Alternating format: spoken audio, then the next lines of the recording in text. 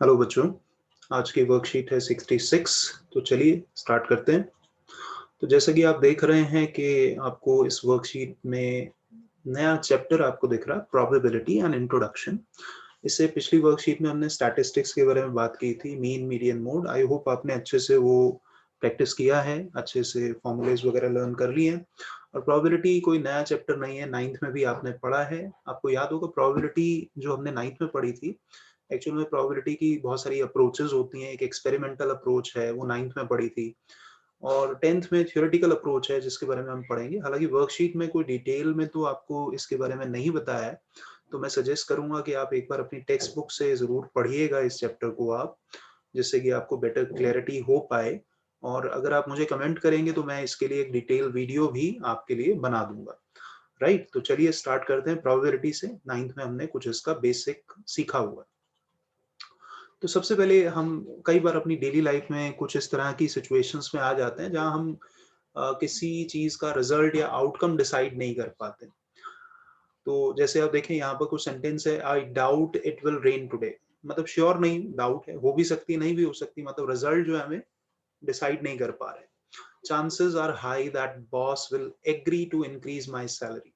इस चीज के चांसेस ज्यादा है कि बॉस मेरी सैलरी इंक्रीज कर देंगे, ज्यादा है, हो सकता ना भी करें, ठीक है ना। Probably there will be no pollution tomorrow, शायद कल पॉल्यूशन ना हो। तो यहाँ पर कुछ ऐसे आप देखेंगे सेंटेंसेस हैं जो हम अपनी डेली लाइफ में यूज करते हैं, जहां पर किसी चीज के होने या ना होने के बारे में हम श्योर नहीं होते हैं।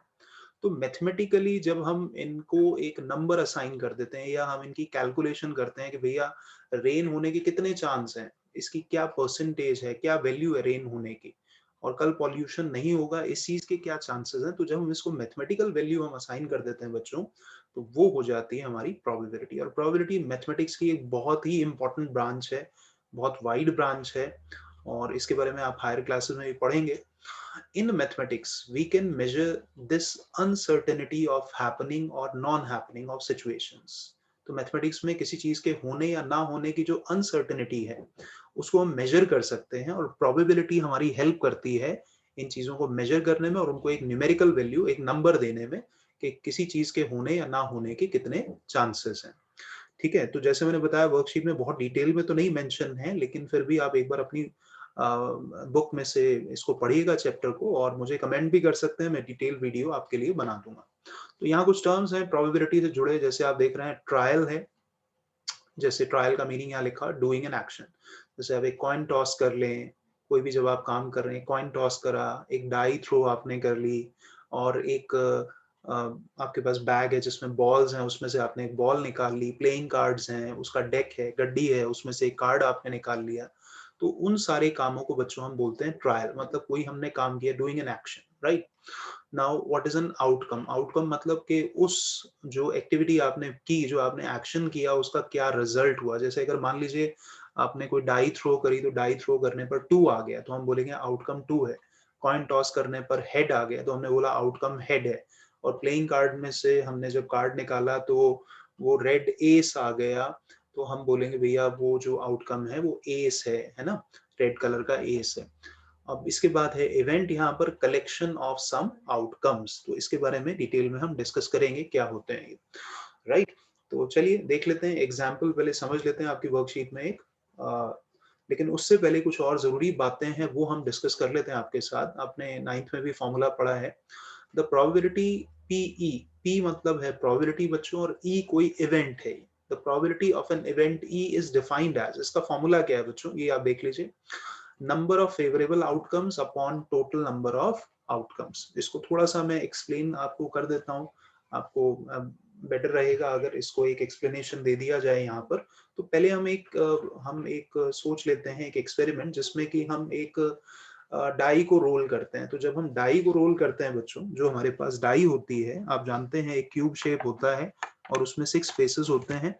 तो डाई पर 6 हमारे पास आउटकम्स आ सकते हैं। तो टोटल आउटकम अगर हम बात कर लेते हैं, डाई जब हम रोल करते हैं तो हमारे पास टोटल आउटकम कितने होते हैं? टोटल आउटकम हमारे पास 6 होते हैं, राइट। कोई भी नंबर आ सकता है, 1 2 3 4 5 6, कोई भी आ सकता है।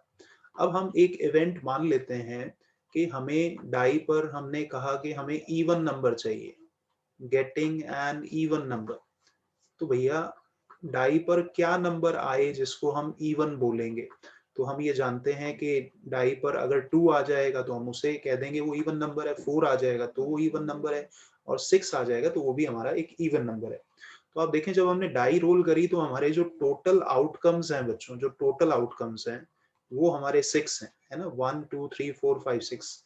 और हम इवेंट जो बोल रहे हैं, सॉरी, जो हम इवेंट बोल रहे हैं, इवेंट हमारा वो even number, getting an even number, तो उसके लिए जो फेवरेबल हमारे पास आउटकम है, फेवरेबल हमारे पास आउटकम है वो 3 है। तो अगर हम इस इवेंट की प्रोबेबिलिटी, ई इवेंट की प्रोबेबिलिटी निकालना चाहते हैं बच्चों, तो इस इवेंट की प्रोबेबिलिटी आएगी फेवरेबल आउटकम। तो नंबर ऑफ फेवरेबल आउटकम कितने हमारे पास 3 है, और टोटल नंबर ऑफ आउटकम कितने हमारे पास बच्चों 6 है। तो इवन नंबर की प्रोबेबिलिटी होगी 1/2। ठीक है ना बच्चों।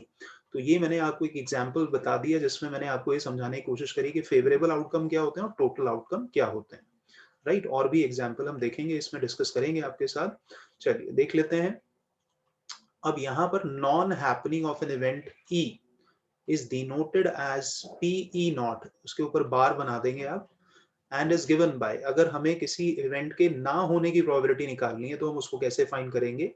तो उसका जो फॉर्मूला है PE नॉट का वो है 1 - PE। मतलब एक इवेंट की होने की प्रोबेबिलिटी को 1 में से माइनस कर देंगे तो उसके ना होने की प्रोबेबिलिटी आ जाएगी। इसको भी हम आपके साथ डिस्कस करेंगे आपके साथ आगे की वर्कशीट में। और जैसे मैंने बोला कि आप मुझे कमेंट करेंगे तो डिटेल में एक वीडियो भी बना देंगे जिसमें सारे ये आपके एक्सप्लेन कर देंगे बातें।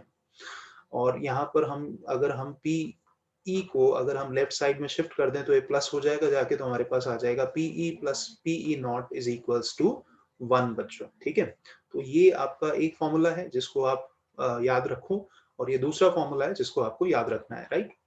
तो चलिए बात कर लेते हैं। कुछ इंपॉर्टेंट बातें हैं, कुछ इंपॉर्टेंट फैक्ट्स हैं प्रोबेबिलिटी के बारे में, वो हम डिस्कस कर लेते हैं आपके साथ। किसी भी इवेंट की प्रोबेबिलिटी कभी भी 0 से लेस नहीं होगी, मतलब नेगेटिव नहीं होगी, और 1 से ग्रेटर नहीं होगी। इसका मतलब किसी भी इवेंट की जो प्रोबेबिलिटी है, अगर हम इवेंट बोल देते हैं तो probability of any event E is always lies between 0 and 1। 0 और 1 के बीच में रहेगी, नेगेटिव होने का सवाल ही नहीं पैदा होता, और 1 से ग्रेटर भी नहीं हो सकती है। तो पहली बात तो ये इंपॉर्टेंट बात है जो आपको याद रखनी है। दूसरी बात, एक इवेंट, एक हमारे पास एक एक्सपेरिमेंट है, तो उसके जितने भी पॉसिबल इवेंट्स हैं, उसके जितने भी पॉसिबल ट्रायल्स हो सकते हैं, उन सबकी प्रोबेबिलिटी का जो सम है वो 1 है। जैसे मैं आपको एग्जांपल बता दूं, जैसे मान लीजिए हमने एक कॉइन टॉस करा, तो कॉइन एक जब हम टॉस करते हैं तो हमारे पास टोटल आउटकम्स जो होते हैं बच्चों, टोटल आउटकम्स होते हैं हमारे पास 2। कौन कौन से होते हैं, या तो हेड होता है या टेल होता है, राइट। अब अगर मैं यहाँ पर एक इवेंट बोल दूं E1 मैंने बोल दिया गेटिंग हेड, एक मैंने इवेंट बोल दिया कि मुझे हेड चाहिए, तो हेड के लिए तो एक ही आउटकम होगा मेरे पास, ठीक है ना। और इसी तरह से अगर मैं एक दूसरा इवेंट बोल दूं गेटिंग टेल, राइट, तो टेल के लिए भी एक ही आउटकम होगा, क्योंकि एक कॉइन पर तो एक ही टेल हो सकता है। तो अगर मैं इन दोनों इवेंट की प्रोबेबिलिटी निकाल लूं, जैसे मैं E1 की प्रोबेबिलिटी निकाल लूं, तो E1 की प्रोबेबिलिटी जो है वो कैसे आएगी। E1 में कितने फेवरेबल आउटकम है, 1 है, और टोटल आउटकम कितने हैं, 2। इसी तरह से आप देखोगे E2 की अगर मैं प्रोबेबिलिटी निकालूंगा तो फेवरेबल आउटकम 1 है और टोटल आउटकम 2 है, तो इसकी प्रोबेबिलिटी भी कितनी हुई, 1/2 हुई। तो अगर मैं ये जो मेरे पास एलिमेंट्री इवेंट है, अब एलिमेंट्री या सिंपल इवेंट क्या होते हैं, जिनमें सिर्फ एक ही आउटकम होता है ना, इनमें एक एक आउटकम है, ये सिंपल इवेंट है, तो इनकी प्रोबेबिलिटी का अगर मैं सम कर दूंगा 1/2 + 1/2, वो कितना होगा, 1 होगा। तो यही बात लिखी हुई है, the sum of probability of all the possible events of a trial is equal to 1। आप इसको ऐसे ही बोल सकते हैं कि एक हमारे पास किसी भी एक्सपेरिमेंट में जितने भी ट्रायल हो सकते हैं या सिंपल इवेंट्स जो होते हैं एक एक्सपेरिमेंट से जुड़े, उन सबकी प्रोबेबिलिटी का जो सम होता है वो हमेशा 1 होता है, या मैंने एक्सप्लेन भी कर दिया आपको। Next is the event that can not happen is called impossible event. अब ये क्या बात है भाई, इम्पॉसिबल इवेंट क्या होता है। तो आप सोचिए, जैसे आज अगर मान लें मंडे है, तो मंडे के बाद अगर हम बोले भैया कल जो है वो संडे होगा, तो वो तो इम्पॉसिबल है, मंडे के बाद तो ट्यूसडे होता है। तो ऐसा इवेंट जो नहीं हो सकता कभी भी, उस इवेंट को हम बोलते हैं इम्पॉसिबल इवेंट। मान लीजिए आपके पास एक कैंडी का जार है जिसमें कि सारी ऑरेंज कैंडीज हैं, तो अगर आप बोलें कि भैया उस कैंडी के जार में से आप लेमन फ्लेवर कैंडी निकाल लो, तो वो इम्पॉसिबल है क्योंकि उसमें सारी की सारी ऑरेंज कैंडीज हैं। तो जो चीज नहीं हो सकती उस इवेंट को हम बोलते हैं इम्पॉसिबल इवेंट। और याद रखिएगा इम्पॉसिबल इवेंट की प्रोबेबिलिटी हमेशा 0 होती है, आपको समझाएंगे भी कैसे होती है।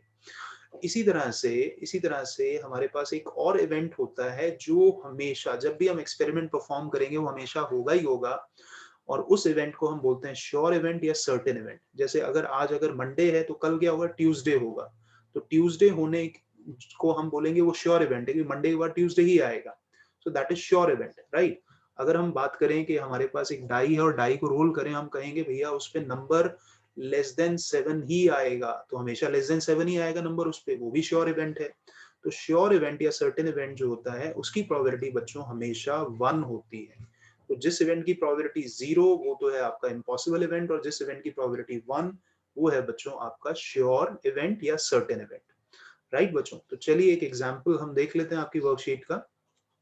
ये आपकी वर्कशीट का एक एग्जांपल है। हमारे पास एक बैग है जिसमें कुछ बॉल्स हैं, ये 14 पिंक बॉल्स हैं, 11 जो हैं ब्लू बॉल्स हैं, और 15 जो हैं येलो बॉल्स हैं। तो अगर हम इसमें से कोई एक बॉल निकालेंगे वो हमारा एक इवेंट हो जाएगा, दैट इज एन इवेंट। ठीक है जी। तो drawing a ball from a bag, that is a trial, जो हम काम कर रहे हैं, right. Ball comes either pink blue और येलो, तो ये आउटकम हो गया, क्योंकि जब बैग में 3 कलर की बॉल है हमारे पास, पिंक है, ब्लू है और येलो है, तो कोई भी एक बॉल निकल कर आ सकती है, तो वो हमारा आउटकम हो जाएगा, रिजल्ट हो जाएगा। अब getting a ball of any colour is an event, और getting red colour ball is an impossible event, क्योंकि भैया बैग में रेड कलर की बॉल है ही नहीं, तो वो कैसे आ जाएगी। तो जो चीज हो ही नहीं सकती है उस इवेंट को हम क्या बोलते हैं, इम्पॉसिबल इवेंट बोलते हैं बच्चों, राइट। तो यहाँ पर अब जरा अगर ये हमारे पास कुछ प्रोबेबिलिटी से रिलेटेड कुछ बातें करें, कि हमने यहाँ पर मान लिए कुछ इवेंट्स हैं, जैसे हमने E1 बोल दिया getting a pink ball, E2 हमने बोल दिया getting a blue ball, E3 getting a yellow ball, और E4 हमने बोल दिया गेटिंग अ रेड बॉल। तो अगर अब जरा हम इनकी प्रोबेबिलिटी निकालने की कोशिश करेंगे, तो सबसे पहले तो हमें ये पता होना चाहिए भैया हमारे पास बैग में टोटल बॉल्स कितनी है। तो अगर हम बात करें कि हमारे पास 14 तो हमारे पास पिंक बॉल्स हैं, उसके बाद 11 जो है हमारे पास ब्लू बॉल्स हैं, और 15 जो है हमारे पास येलो बॉल्स हैं। तो अगर आप इन्हें प्लस कर दोगे, तो ये 25 और ये हो गया आपके पास 40 बॉल्स हो गई आपके पास, राइट। टोटल बॉल्स जो होगी 40, तो टोटल आउटकम्स हो गए 40। तो अगर आपको E1 की प्रोबेबिलिटी फाइंड करनी है, अब E1 क्या है, E1 है गेटिंग अ पिंक बॉल। तो पिंक बॉल है कितनी भैया, पिंक बॉल है 14, तो इसकी प्रोबेबिलिटी कितनी आ जाएगी, 14 अपॉन 40, राइट बच्चों। ठीक है। इसी तरह से आप E2 की प्रोबेबिलिटी भी निकाल सकते हो। तो E2 क्या है, गेटिंग अ ब्लू बॉल, तो ब्लू बॉल कितनी है, 11 है, तो ये हो जाएगा 11/40।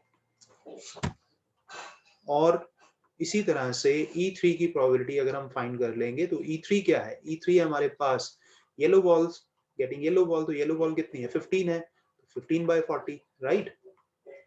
तो अब आप देखेंगे क्योंकि बैग में ये 3 तरह की बॉल हैं, तो अगर आप इन सब की प्रोबेबिलिटी को ऐड कर देंगे, तो हमने पीछे एक रिजल्ट भी पढ़ा था कि जितने भी सिंपल इवेंट हो सकते हैं एक एक्सपेरिमेंट से रिलेटेड, उन सब की प्रोबेबिलिटी का जो सम होता है वो 1 आता है। तो देखें 1 आएगा इसमें, 14/40, 11/40 और 15/40 बच्चों, राइट। तो इसका एलसीएम आप ले लें, एलसीएम इसका 40 आ जाएगा, ऊपर आ जाएगा 14 प्लस 11 प्लस 15, तो ये हो गया 40/40। तो 40/40 कितना होता है, 1 होता है, ये बात तो हमने पढ़ी थी। अच्छा, एक चीज आप सोच रहे होंगे E4 क्या है, E4 की प्रोबेबिलिटी क्यों नहीं निकाली। तो यहाँ देखें गेटिंग अ रेड बॉल, तो E4 की अगर हम बात कर रहे हैं उसकी प्रोबेबिलिटी निकालें अगर हम, तो बैग में भैया रेड बॉल तो है ही नहीं। अब जब रेड बॉल नहीं है तो कितनी रेड बॉल बोलेंगे, 0 है बैग में। टोटल कितनी बॉल है 40, तो 0/40 कितना हो गया, 0 हो गया। तो भैया जब किसी इवेंट की प्रोबेबिलिटी 0 आ जाती है तो वो इवेंट कैसा होता है, इम्पॉसिबल। तो E4 कैसा है, E4 is an impossible event, ये बात पहले भी बताई थी। और जो चीज होने की प्रोबेबिलिटी जो होती है 1 होती है, वो श्योर इवेंट होता है, सर्टेन इवेंट होता है। ये यहाँ भी लिखा हुआ है गेटिंग अ रेड बॉल, तो वो कैसा इवेंट है, इम्पॉसिबल इवेंट है बच्चों। ठीक है। आई होप थोड़ा बहुत आपको क्लियर हुआ होगा। एक बार चैप्टर जरूर पढ़िएगा बुक में से, राइट। चलिए बात कर लेते हैं आगे हम। तो यहाँ बच्चों आप देखें, आप कुछ क्वेश्चंस हैं जो आपको करने हैं वर्कशीट में, आप जैसे देख पा रहे होंगे। तो सबसे पहला आप क्वेश्चन यहाँ देख पा रहे हैं, फर्स्ट क्वेश्चन है, अगर आप पढ़ेंगे इसे ध्यान से, तो यहाँ पर लिखा गया है इस क्वेश्चन में, list all possible outcomes, list all the outcomes of choosing a day of week starting with letter W।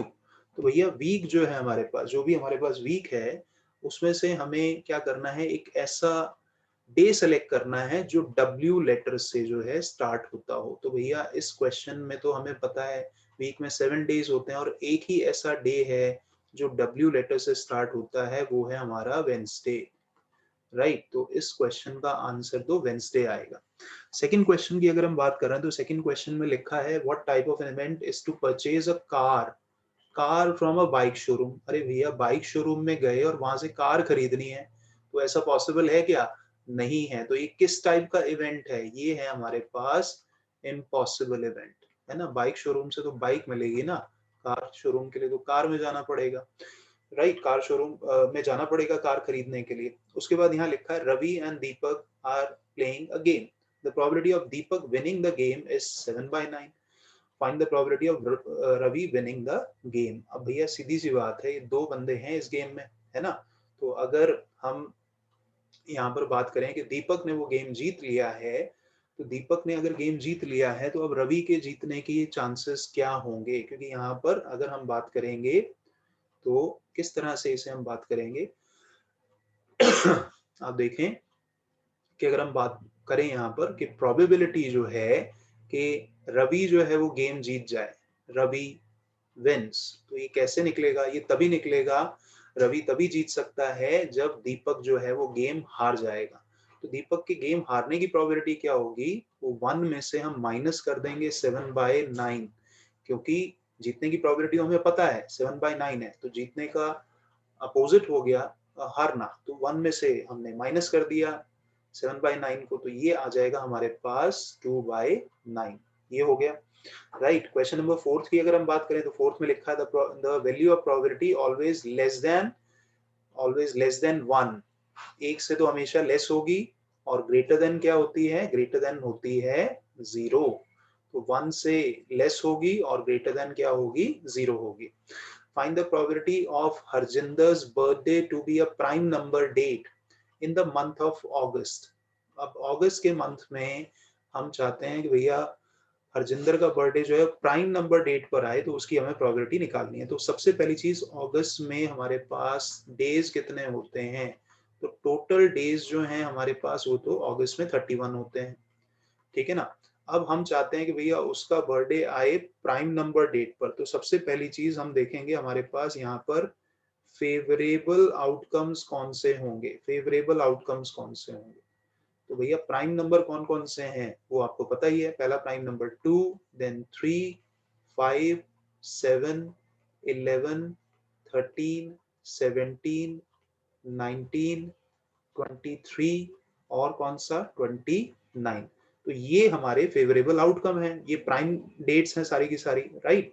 तो हम चाहते हैं कि भैया अगर हरजिंदर का बर्थडे जो है इसमें से किसी एक डेट पर आए, तो आप ये देख लो ये हमारे पास कितने नंबर्स हैं, प्राइम नंबर्स हैं, या कितने फेवरेबल आउटकम है। 1, 2, 3, 4, 5, 6, 7, 8, 9 एंड 10। तो इसका मतलब जो रिक्वायर्ड प्रोबेबिलिटी है हमारी, जो हमारी रिक्वायर्ड प्रोबेबिलिटी है वो कैसे आएगी? वो आएगी favourable number of favourable outcomes divided by total number of outcomes. तो कितने हैं ये? है हमारे पास 2, 4, 6, 8, 10, 10 ही है ना, 2, 4, 6, 8 और 10, और फेवरेबल आउटकम 10, और टोटल आउटकम कितने बच्चों? 31।